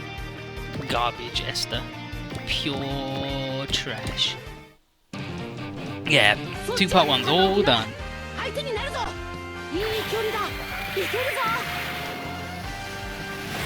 And he talks about that, and then I want to find the actual bit, which isn't in this topic chain for some fucking reason. Where he talks about he wanted a woman that Shark wouldn't be like thought I was pathetic to be with, and he thought about her pussy and how she couldn't have a sad pussy or worn out, because then everyone would think Charles pathetic for hanging out with a lady like that. And it's like, what are you fucking talking about, dude? What the fuck are you going on about, you lunatic?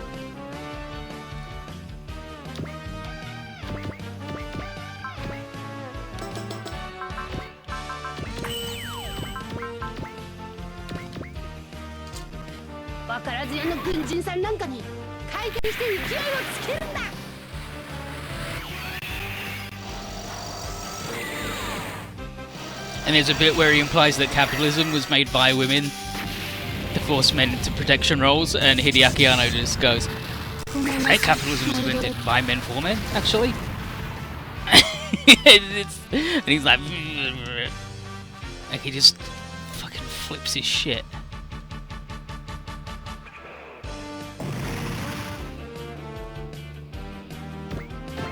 Okay, we got a plus range thing.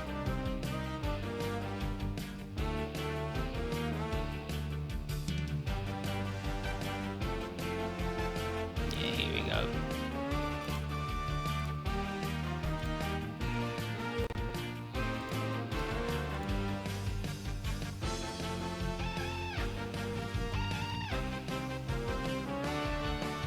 Okay, I want to get this idiot Gino in the Tristan for sure.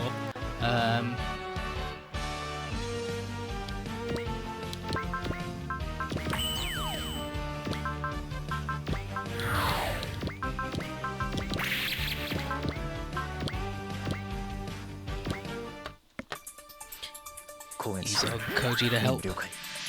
内容敵機の撃墜ロックオン完了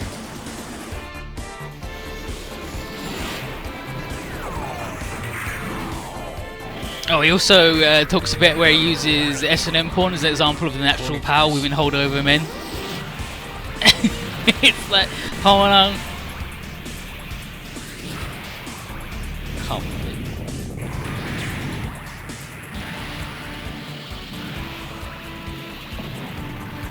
やってくれるなガンダム噂は伊達ではないかどうしても光る But again, this was the when he was doing Guns of Victory, and in that is like peak Tomino hates women.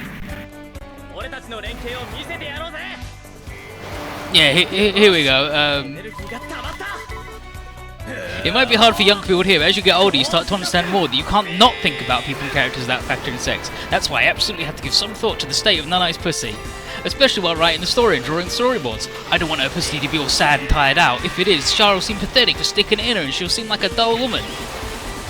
And everyone is like, oh, what? Like, the other people doing the interview are just like, what? Fuck, dude. 一気ね派手にやりすぎちまったかな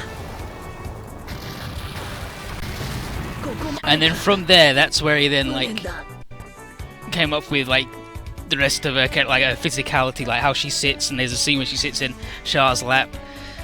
He's like, Jin, like, oh, Chester, you got it. We're meant to be the Knight of Three. You got him out. And then he got fucking blown up. I shouldn't have moved him because now he can't shoot that dude with his big gun.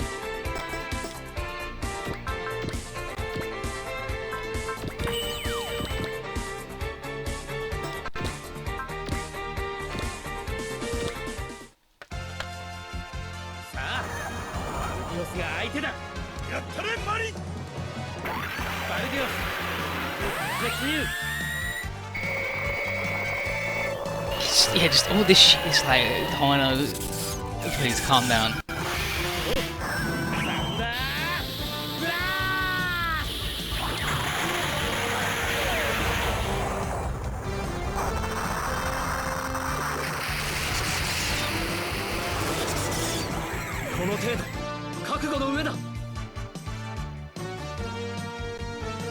上の悲劇は起こさせない。パトロンブラスターだ。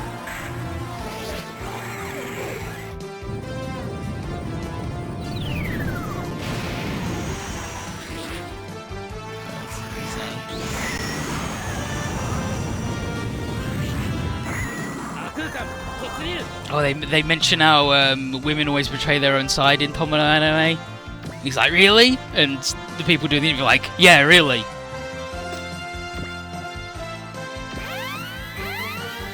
I should have blown up this man and then used the go again to get in position to give that man the roasting of a lifetime.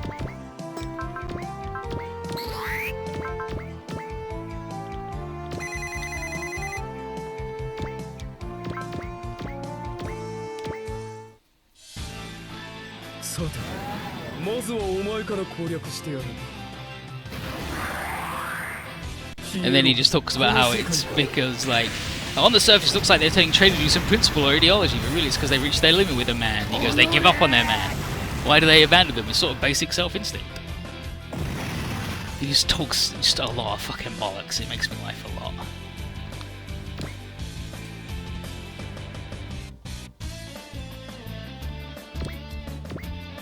Don't remember what easy betray the movie? I said women always betray, not all women in his things betray. You keep up, please.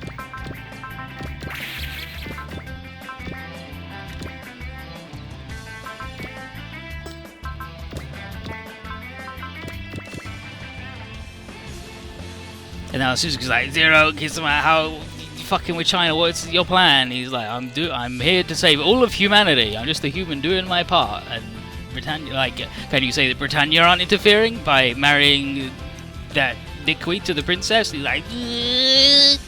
That's my impression of Suzuki.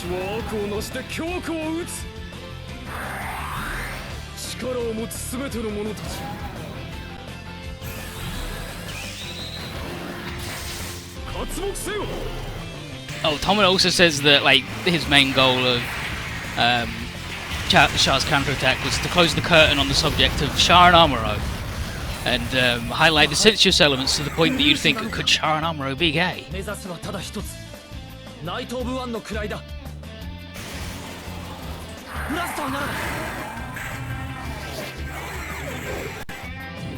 Anno and Tomino accuse Miyazaki and Studio Ghibli of not being self-masturbatory enough, because that's so do those dudes. Oh, Anno also, like, gets very serious. If I were to put it in admittedly grandiose terms, very seriously, he then says, I consider Char's counterattack a cultural heirloom for future generations. And Tomino goes, wow, and then everybody laughs. Then Tomino says, speak as the creator, on the contrary, I don't think it's that big a deal. And then Anno starts flipping his shit about underpants. From my point of view, he's been very presumptuous, Tomino. You put so much of yourself into your works, it's like you're dancing naked in them. I like that. He then balls his fists. In Miyazaki's recent works, he makes you think he's dancing naked, but on second glance you realise he's still wearing underpants. Getting carried away. I hate that. I feel like shouting, take it all off! Getting really animated, and to add insult to injury, he's wearing fancy underpants! And then Tomino says, you don't beat around the bush, we get it already. And then Anno, visibly shrinking, excuse me. Knight of 7, retreating.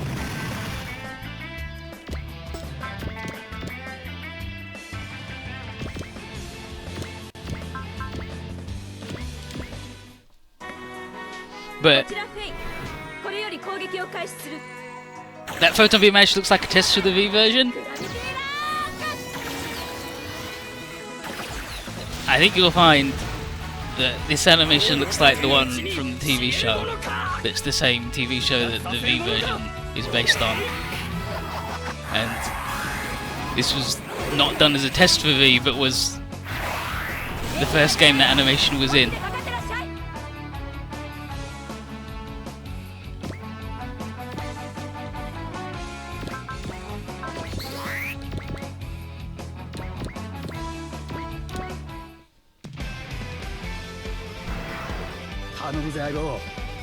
But yeah, just reading it, it's very clear that Anno is exactly like he is in Blue Blazes. Yeah, you never played this, you never had PC. That doesn't mean the flow of time is different though, does it, dude?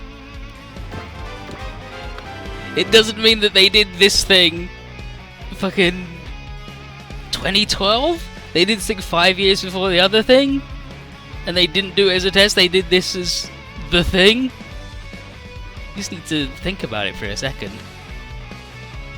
Think about what you're saying.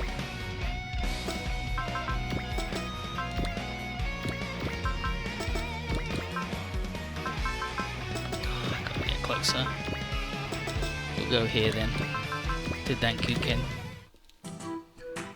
怪我したくなかったら下がりなさいよ。葵、弾空剣よ。一気に行くわよ。弾空剣。 They're thinking it's hard. I mean, I don't want to be rude, but apparently for you, it fucking is today. Jeez. This thing that happened 5 years before this other thing, and is based on the same thing that that thing is based on, is a test version of the other one. Or looks like it. Looks like no, it's just a 5-year-old version of that thing, dude.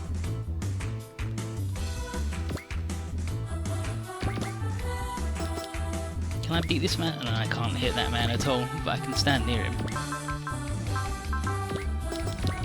Only that dude left, alright. Surround him.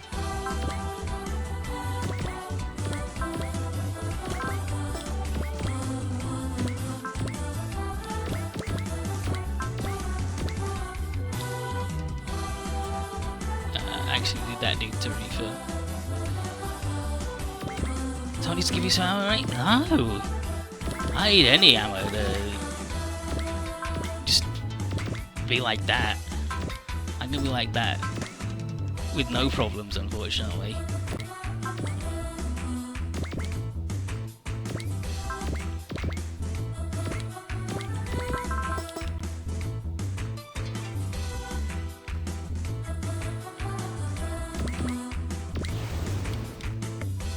But yeah, like it's interesting to see that, like, they're both like, oh, Miyazaki doesn't reveal and like put enough of himself into his works. He and sort of like how he compromises himself to be like for entertainment purposes, whereas Tomino and Ano can sometimes go uncomfortably far.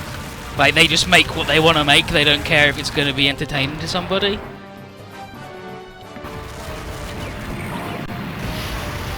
And that's interesting to me.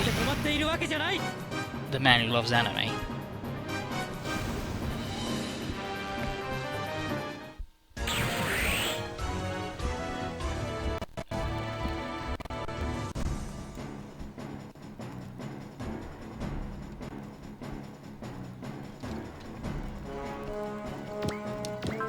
Okay, he can shoot the big gun. Try to give us the scale.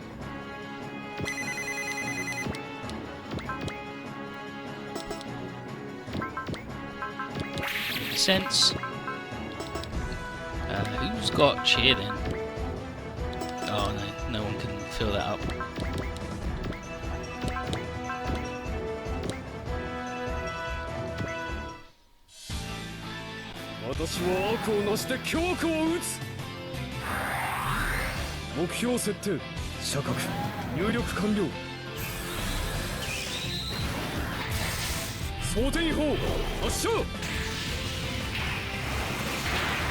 But yeah, and 80s anime also compares Tomoe to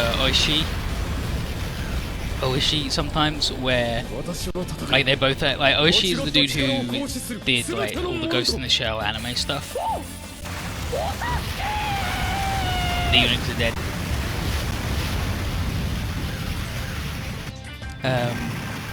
And like there's a bit with him where he says he doesn't understand women because they're like fundamentally a different species from men.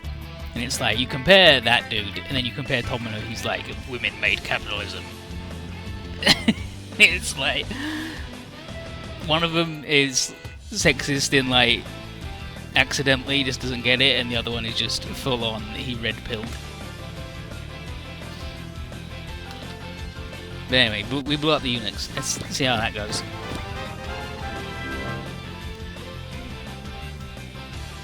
So we blew up these idiots, and They're fucking dead. That's it, we did it. And now, finally, the Chinese state and its citizens can sort their shit out. And Wu-Fei's like, Sally Po, did you know this was gonna happen? He's still lost to Trace and thinks about it a lot, but he's rediscovered his belief in his own brand of justice. And that means he's worthy of his Gundam, which is named after his dead wife, Nataku.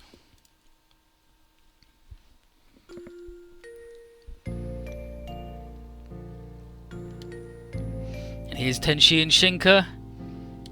She wants him to be her knight in shining armor, and he just wants to protect her.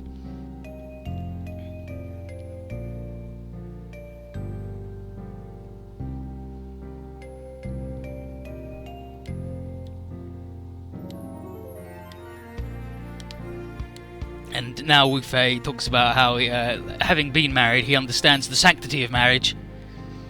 And the last thing he was going to do is see his ancestral empress forced to marry for the wrong reasons.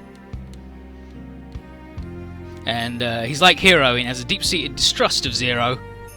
And he's going to, but he's joining Zexis so he can keep as close as eye as him as possible.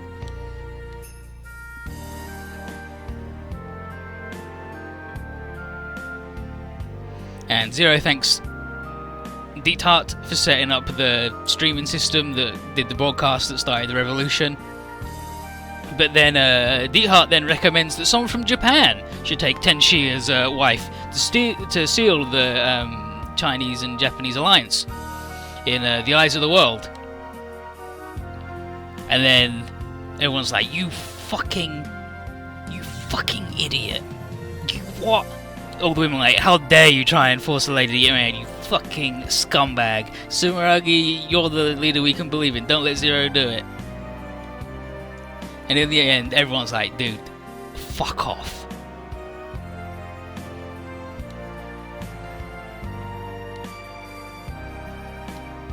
And even Kiriko, the stone cold man, the killer, just says, are you really that cold a man? Kiriko, and then Rex is like, if even Kiriko's saying that you shouldn't do it, dude, come on. And he's like, maybe I don't understand female emotions at all. Yeah, and Zero's like, C2 and Kiriko both objected. Do I not understand women at all? I'm like 16 or whatever. And a genius, surely I do. Then he thinks about how Shirley, yeah, and now he's like, oh, women, honor. And then Millie and Shirley hammer on him constantly that he doesn't get women, doesn't understand them. And he's like, this might be my chance to fix one of my weaknesses. Very well. Like, Tenshi, you are not gotta marry nobody you don't want to. You can marry whoever the hell you want. It's up to you. Your future is yours. And he tells her that the heart is the source of all power, and she is to follow hers wherever it may lead. There you go. The power of the heart. And Shinka's like, Zero, you are not the man I thought you were. You're pretty good. I will join your quest for nonsense and world liberation. And Wu-Fei leaves a message with Shinku for Sally. It says that her strength has saved Wu-Fei in turn. He's like, alright, I'll find this random lady on a farm. But no, she's a rebel lady. And then Zero is going to leave China and the Japanese exiles in Shinka's keeping, while Zexis moves on to the next stuff. But he's going to call on Shinku's strength again when the time is ripe to realise his dream of a truly united nations. Thierry has sort of got his head in the game, thinking about the power of the heart. His faith in mankind has been renewed by seeing the scene. He's still got a lot to think about after his run-in with Ribbons though. And Setsuna just is like, alright, I'm not going to push you for answers, dude. Tell me when you're ready. And then internally he's like, the question is whether it's the Innovades have truly inherited the earliest plan, or whether it's Zexis. But the more immediate question is what the upheaval in Northern Europe is that Ribbons just mentioned before he fucking booked it, because he's a shit.